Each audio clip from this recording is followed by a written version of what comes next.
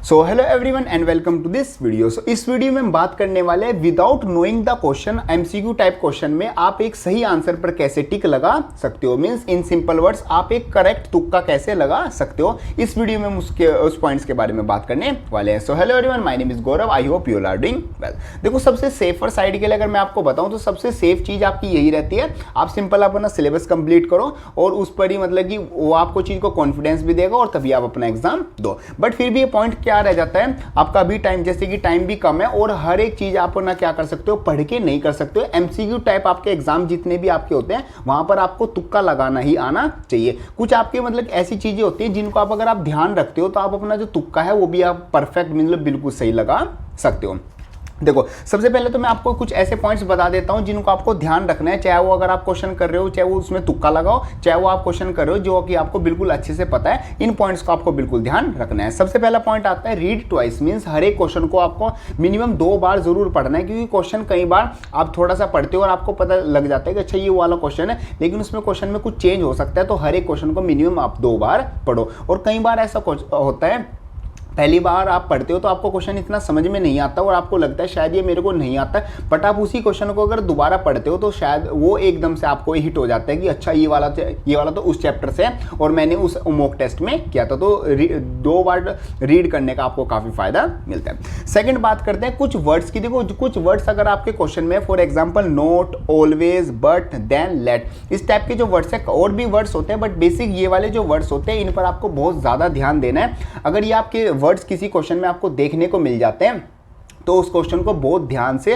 बिल्कुल शांति से बैठकर आपको करना है। क्यों? क्योंकि ये वाले वर्ड्स आने से जो पूरा क्वेश्चन का जो मीनिंग है वो चेंज हो जाता है। देखो, कई बार वो क्वेश्चन में आपको क्या पूछ लेते हैं, which of the following is not the unit of that physical quantity. तो वो नोट लगा के मतलब कोई सी नहीं है वो पूछ लेते हैं। और कई बार में जल्दी में हम पूछ लेते हैं which of the following is unit. Unit देखते हैं, अच्छा ये वाली स्पीड की है तो मीटर पर सेकंड हम डायरेक्ट लगा देते हैं, तो वहां पर ये गलती हो जाती है। नेक्स्ट चीज आपको ध्यान रखना है, रीड फुल क्वेश्चन। हर एक क्वेश्चन को पूरा पढ़ना है तभी उसका आप आंसर लगाओगे। आप अपनी 2 सेकंड बचा के एग्जाम में कुछ अलग नहीं उखाड़ सकते, बल्कि हाँ ये जल्दी में आप गलती जरूर कर लोगे। तो ध्यान रखना कि जब भी आप क्वेश्चन पढ़ो तो वो पूरा मतलब कि जब तक पूरा ना पढ़ो उसका आंसर आप ना लगाओ। तो ये आप मतलब बेसिक चीज है, इसको आप ध्यान रखना है। अब बात करते हैं अपना जो आपका फेवरेट, जिस चीज के लिए आप ये वीडियो देखने आए हो, फेवरेट पार्ट, की तुक्के कैसे लगाओगे आप एग्जाम में। देखो, तुक्के लगाना कोई गलत चीज नहीं होती, बट पॉइंट ये है कि तो क्या भी आपको उन क्वेश्चन में लगाने चाहिए मतलब कि जहां पर आपको मतलब कि सिंपल आपको डाउट हो रहा है कि आपके क्वेश्चन किस तरीके से हो रहे हैं। चलो मतलब अब सिंपल पॉइंट्स पे बात करते हैं लगाते कैसे। सबसे पहले आपको आप यूज कर सकते हो method elimination method. Elimination method में क्या होता है, फॉर एग्जांपल आपका क्वेश्चन आता है what is the unit of speed. आपका ये क्वेश्चन आ गया और आपको नहीं पता यूनिट क्या होती है, और ऑप्शन में आपके हैं मीटर, मीटर पर सेकंड स्क्वायर, और एक आपकी यूनिट होगी किलोग्राम। ये आपको 4 ऑप्शन दे रखे हैं। तो यहाँ पर एलिमिनेशन मेथड आपको कैसे यूज करोगे। अब आपको पता है किलोग्राम तो आपकी मास की यूनिट होती है, तो उसको तो आप कट कर दोगे। आपको पता है मीटर तो होती ही नहीं, क्योंकि मीटर आपको डिस्टेंस की यूनिट होती है, वो बेसिक आपको याद होगी। तो 2 तो आपने ऑप्शन क्या कर दिए, एलिमिनेट कर दिए।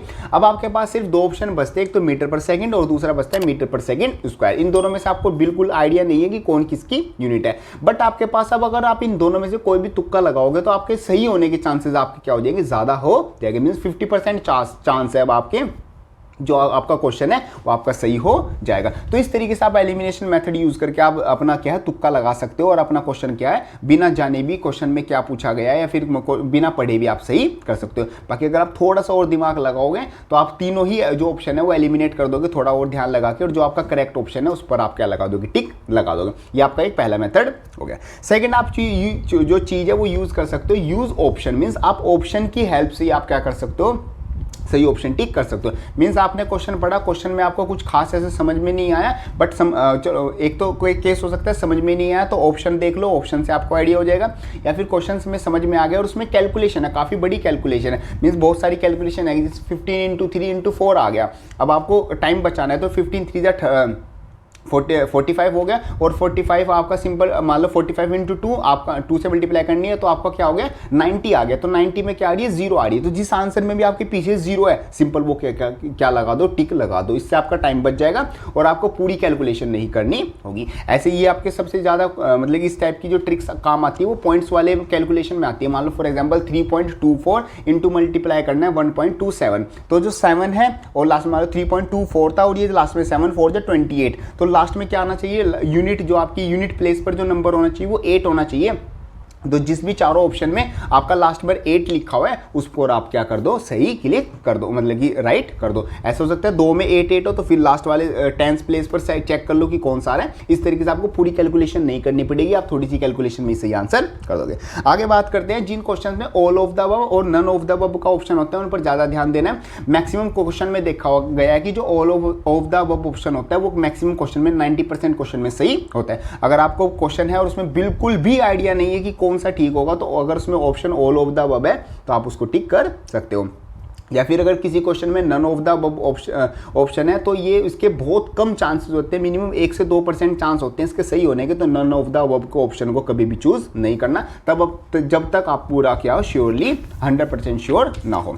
नेक्स्ट बात करते हैं कि ऑप्शन, जैसे आपके 4 ऑप्शन होते हैं A B C D, तो उसमें से अगर आप तुक्के लगा रहे हो, आपको बिल्कुल भी आइडिया नहीं है, एलिमिनेशन भी हर कुछ यूज करके देख लिया कुछ भी नहीं हो रहा, तो B और C में से आप अपना तुक्का लगा सकते हो। B और C ऑप्शन जो है ज़्यादा चांसेस होते हैं सही होने के। ये मतलब कि एग्जामिनर है वो ट्रिक एक तरह से यूज़ करता है, बी और सी ऑप्शन आपके ज़्यादा चांसेस होते हैं सही होने के लिए। ठीक है, नेक्स्ट बात करते हैं। अगर क्वेश्चन दिया हुआ उसमें 4 ऑप्शन दिए हुए हैं, 4 ऑप्शन में से 2 जो ऑप्शन है वो काफ़ी सिमिलर है। आपको मतलब कि किसी चीज़ का सिनोनिमस पूछ लिया, किसी चीज़ का मीनिंग पूछ लिया या किसी चीज़ का एंटोनियन आपसे पूछ लिया, तो वहाँ पर अगर 2 वर्ड आपको दिख रहे हैं वो सिमिलर दिख रहे हैं, तो हमेशा उन दो वर्ड में से आपका मीन्स 2 ऑप्शन में से आपका जो फाइनल आंसर होता है वो होता है। वो जान के 2 वर्ड ऐसे दिए हुए ताकि आप कंफ्यूज हो जाओ और उससे आपका टाइम भी वेस्ट हो और उसमें क्वेश्चन गलत होने के चांसेस आपके ज़्यादा हो जाए, इसलिए आपको एग्जामिनर इस तरीके क्वेश्चन देता है। तो अगर 2 ऑप्शन सिमिलर है तो उन दोनों में से आपका पक्का आंसर होगा, फिर आप अपना थोड़ा आइडिया लगा के लिख सकते हो।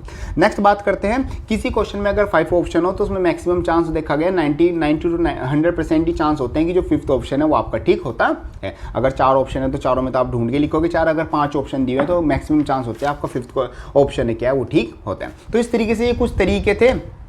अब सिंपल अगर आप यूज़ करते हो तो आप अपना जो मतलब कि जो क्वेश्चन आपको आते भी नहीं है उनको क्या कर सकते हो, सही कर सकते हो। वैसे तो बेस्ट मेथड आपका यही रहता है, आप अपना सिंपल सिलेबस कंप्लीट करो, मॉक टेस्ट की तैयारी करो और सब कुछ काम ये करो। बाकी CUT एग्जाम से रिलेटेड आपकी काफ़ी वीडियोस, हेल्पफुल वीडियोस आपके लिए चैनल पर अपलोडेड है, वो आप चेकआउट कर सकते हो। बाकी ये वाली वीडियो कैसी लगी इसको लाइक करके और कमेंट करके जरूर बता देना। एंड यस, अगर आपका कोई भी डाउट आता है एग्जाम से रिलेटेड या किसी भी चीज़ से रिलेटेड आप उसको कमेंट बॉक्स में लिख सकते हो। बाकी 30 डेज की स्ट्रेटेजी क्या आपकी रहनी चाहिए अगर आपको एग्जाम क्लियर करना है तो आप ये वाली वीडियो देख लेना। बाकी और भी अगर वीडियो देखना चाहते हो तो चैनल पर बहुत सारी वीडियो अपलोडेड है, वो आप सिंपल चेकआउट कर लेना। मिलते हैं अपनी नेक्स्ट वीडियो में, तब तक के लिए थैंक यू।